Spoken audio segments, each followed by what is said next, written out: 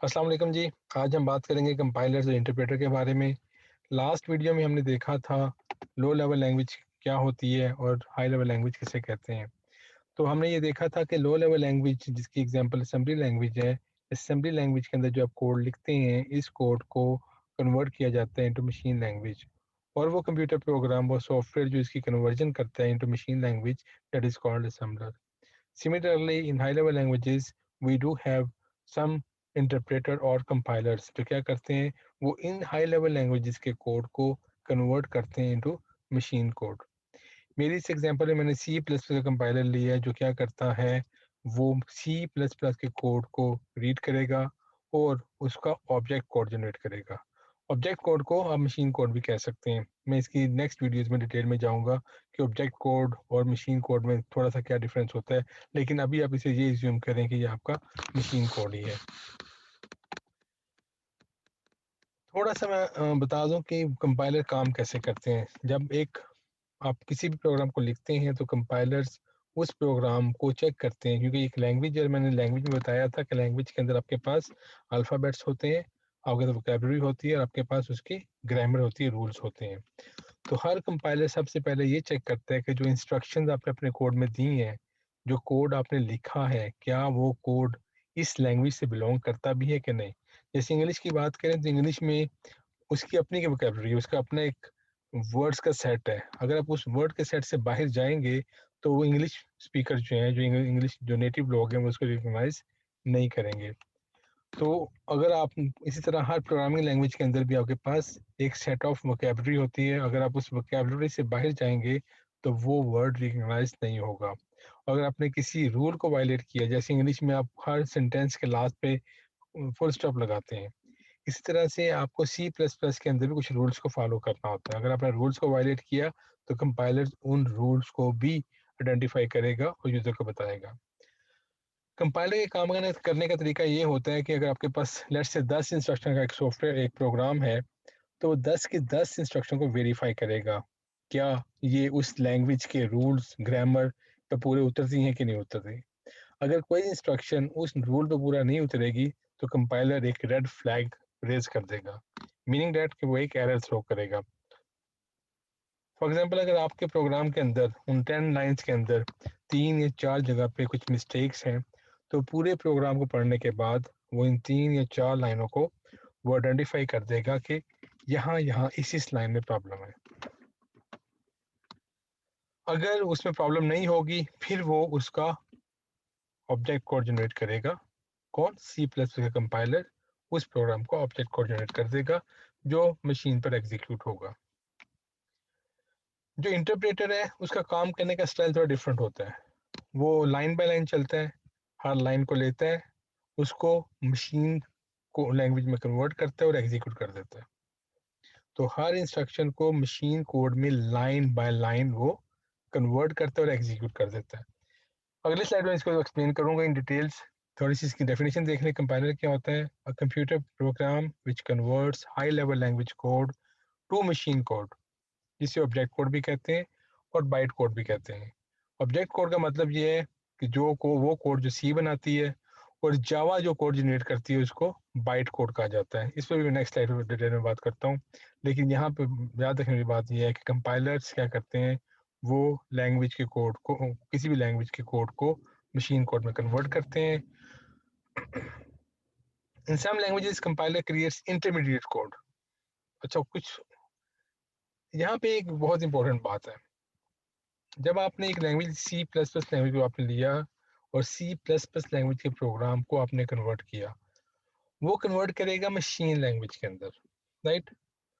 और हमने कहा था कि मशीन लैंग्वेज जो होती है वो किसी भी आर्किटेक्चर की अपनी नेटिव लैंग्वेज होती है। और हमने ये भी कहा था अगर आर्किटेक्चर चेंज होगा तो मशीन लैंग्वेज चेंज हो जाएगी, उसका इंस्ट्रक्शन सेट जो है वो चेंज हो जाएगा। इट मीन्स अगर आपने किसी एक प्रोग्राम को, सी के प्रोग्राम को आपने इसे कंपाइल किया है जिस मशीन पे, तो उसका मशीन कोड उसी मशीन पर एग्जीक्यूट हो सकता है। अगर आपने मशीन का आर्किटेक्चर चेंज कर दिया, एक डिफरेंट प्रोसेसर ले लिया, उसके इंस्ट्रक्शन सेट डिफरेंट है, तो आपका वो कंपाइल किया हुआ ऑब्जेक्ट कोड आपका वो मशीन ऑब्जेक्ट कोड जो है वो उस मशीन पर एग्जीक्यूट नहीं होगा। इसका मतलब क्या है कि सी प्लस प्लस का कंपाइलर जिस मशीन पर सोर्स कोड को कंपाइल करके ऑब्जेक्ट कोड बनाता है, वो ऑब्जेक्ट कोड उसी मशीन पर एग्जीक्यूट हो सकता है या उस जैसी किसी मशीन पर एग्जीक्यूट हो सकता है। लेकिन अगर आपका आर्किटेक्चर चेंज हो गया तो वो ऑब्जेक्ट कोड उस मशीन पर एग्जीक्यूट नहीं होगा। जिस तरह हमने शुरू के लेक्चर में बात की थी कि हर एक सिस्टम का आर्किटेक्चर डिफरेंट होता है। अगर किसी के अंदर टू बिट्स का ऑपरेशन कोड है या 3 बिट्स का ऑपरेशन कोड है, तो 3 बिट्स के ऑपरेशन कोड के अगेंस्ट जो मशीन कोड जनरेट होगा वो उसी आर्किटेक्चर पे चलेगा। अगर किसी और आर्किटेक्चर के अंदर जो ऑपरेशन कोड के लिए बिट्स चेंज होगी, फॉर एग्जांपल 1 बाइट का ऑपरेशन कोड आ गया, तो वहां पे उसकी एग्जीक्यूशन जो है वो शायद मुमकिन नहीं होगी। तो इट मीन्स होता क्या है, जब आप कंपाइल कर लेते हैं तो वो जो ऑब्जेक्ट कोड है वो उस मशीन पर डिपेंडेंट हो जाता है। जब वो इस पर डिपेंडेंट होगा तो आप इसको किसी दूसरी मशीन पर नहीं लेके जा सकते।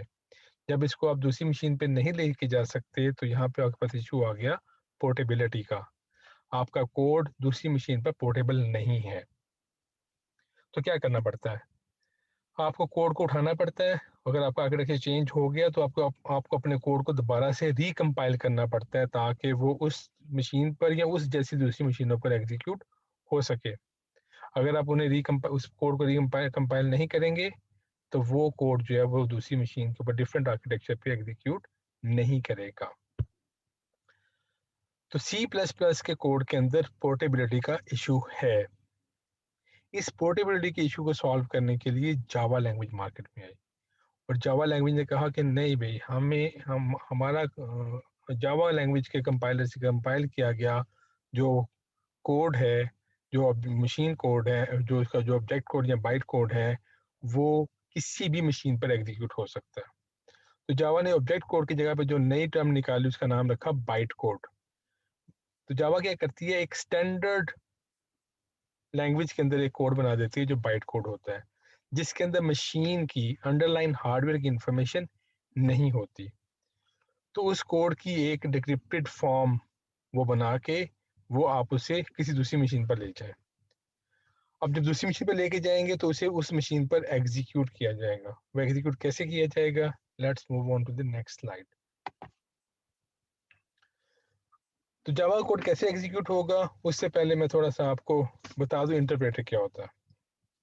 Interpreter program which translate high level language code to machine code line by line. Compiler पूरे सोर्स कोड को कन्वर्ट करता है एक दफा ही मशीन कोड के अंदर, जबकि इंटरप्रेटर लाइन बाय लाइन लेता है और कन्वर्ट करता है। if there is an error occurs, interpreter terminates the program while compiler scans the whole program first and then creates the machine code.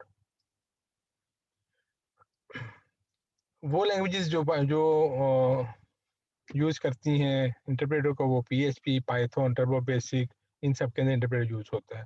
तो मेन डिफरेंस ये है कि कंपाइलर के अंदर आपके पास पूरा कोड एक दफ़ा ही स्कैन होगा और उसके अगेंस्ट उसका मशीन कोड बनेगा, जबकि इंटरप्रेटर के अंदर लाइन बाय लाइन आपके कोड को ट्रांसलेट किया जाएगा into machine code and it will be executed at the same time, right. और अगर इंटरप्रेटर में एरर अकर होता है, जिस लाइन पे एरर अकर होगा वहीं से आपके प्रोग्राम को टर्मिनेट कर दिया जाएगा। और कंपाइलर के अंदर क्या होता है, वो पूरे प्रोग्राम को एक दफ़ा ही देख लेता है इसमें एरर है कि नहीं है। इस फ्लो से आपको आइडिया हो जाएगा, आपके पास सोर्स कोड है, कंपाइलर ने उसको पूरे प्रोग्राम को स्कैन किया, देखा उसमें एरर तो नहीं है। अगर एरर नहीं है तो वो उसका मशीन कोड जिसे ऑब्जेक्ट कोड कहा जाता है वो बना देगा और ये ऑब्जेक्ट कोड जो है वो एग्जीक्यूट हो जाएगा और आपके पास रिजल्ट्स आ जाएंगे। इंटरप्रेटर में जो सोर्स कोड होता है, सोर्स कोड आया इंटरप्रेटर के पास, इंटरप्रेटर ने लाइन को देखा, लाइन को एग्जीक्यूट कर दिया, नेक्स्ट लाइन को देखा, वो लाइन ठीक है, एग्जीक्यूट कर दी मशीन कोड में कन्वर्ट करने के बाद। उससे अगली लाइन ठीक है, उसने एग्जीक्यूट कर दिया। और जिस लाइन पे एरर आएगा वो प्रोग्राम को टर्मिनेट कर देगा और दोबारा आपको सोर्स कोड में जाके उसको फिक्स करना पड़ेगा। तो बेसिक डिफरेंस ये है कि interpreter line by line execute करते हैं आपके प्रोग्राम, आपके लाइन बाय लाइन एग्जीक्यूट करते हैं आपके प्रोग्राम को, और अगर कहीं पे एरर आ जाता है तो वहीं से टर्मिनेशन होगी और वापस आपको उस पीस ऑफ कोड को फिक्स करना पड़ेगा। कंपाइलर में क्या है, कंपाइलर पूरे सोर्स कोड को पहले चेक करेगा, पूरी तमाम की तमाम इंस्ट्रक्शन ठीक हैं कि नहीं। अगर किसी भी इंस्ट्रक्शन में इशू है तो एक दफ़ा तमाम इश्यूज को रिपोर्ट कर देगा, आप उनको फिक्स करेंगे, कंपाइल करेंगे।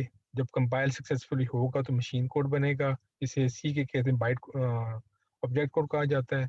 और वो ऑब्जेक्ट कोड जब एग्जीक्यूट होगा तो आपके पास आउटपुट आ जाएंगे, राइट। तो जावा के अंदर हम बात कर रहे थे, जावा में क्या होता है, जब आप सोर्स कोड को लेते हैं, जावा कंपाइलर एक दरमियाना कोड जनरेट करता है, इंटरमीडिएट कोड जनरेट करता है, जिससे बाइट कोड कहा जाता है। अब इस बाइट कोड को आप किसी भी मशीन पर ले जाएं, किसी भी आर्किटेक्चर पे ले जाएं। अब जब इसको चलाना होगा उस आर्किटेक्चर के ऊपर, तो क्या किया जाएगा, इस बाइट कोड की हर लाइन को पढ़ा जाएगा और उस आर्किटेक्चर के लिहाज से उसको कन्वर्ट कर दिया जाएगा। और जो इस बाइट कोड को इस मशीन के आर्किटेक्चर के लिहाज से उसको एग्जीक्यूट करेगा, उसे कहते हैं JVM, जावा वर्चुअल मशीन। इसका मतलब यह है कि जावा के साथ दो सॉफ्टवेयर आते हैं। एक कंपाइलर आता है जो सोर्स और कोड को लेता है और उसके तमाम की तमाम इंस्ट्रक्शंस को वो देखता है, वो उसकी ग्रामर के लिहाज से ठीक है कि नहीं। अगर वो सब ठीक होंगी तो उसका बाइट कोड जनरेट कर देता है। जब बाइट कोड आ जाता है तो बाइट कोड को ट्रांसफर किया जाता है to the JVM। JVM byte code को पढ़ता है और उसका मशीन कोड जनरेट करके उसको एग्जीक्यूट करवा देता है। तो जावा के अंदर जो फर्स्ट स्टेप है एरर चेकिंग वाला, ग्रामर चेकिंग वाला, उसके लिए वो कंपाइलर यूज करता है। और जब उस बाइट कोड को एग्जीक्यूट करना होता है तो JVM उसको लाइन बाय लाइन रीड करता है और उसको एग्जीक्यूट करता है।